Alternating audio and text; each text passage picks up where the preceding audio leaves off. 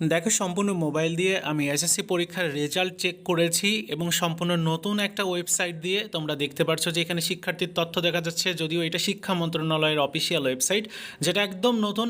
তোমরা দেখতে পাচ্ছ এখানে ওই শিক্ষার্থী তার কেমন গ্রেড পেয়েছে, নাম্বার কত পেয়েছে, সেগুলো কিন্তু একদম পরিষ্কার দেখা যাচ্ছে।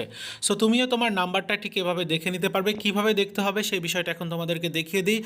প্রথমে তোমাকে এই ওয়েবসাইটে আসতে হবে। আমি এই ওয়েবসাইটের লিঙ্ক এই ভিডিওর প্রথম পিন কমেন্টসে দিয়ে রাখলাম।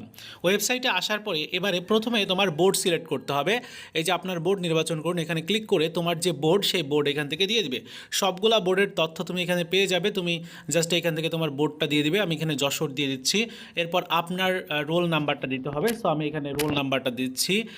রোল নাম্বার দেওয়া হয়ে গেলে এবার পরবর্তীতে দিতে হবে হচ্ছে রেজিস্ট্রেশন নাম্বার। আমি রোল নাম্বারটা একটু দিয়ে দিই। এরপর রেজিস্ট্রেশন নাম্বারটা দিতে হবে। রেজিস্ট্রেশন নাম্বারের এখানে তোমার যে রেজিস্ট্রেশন নাম্বারটা সেটি হুবহু তুলে দিবে।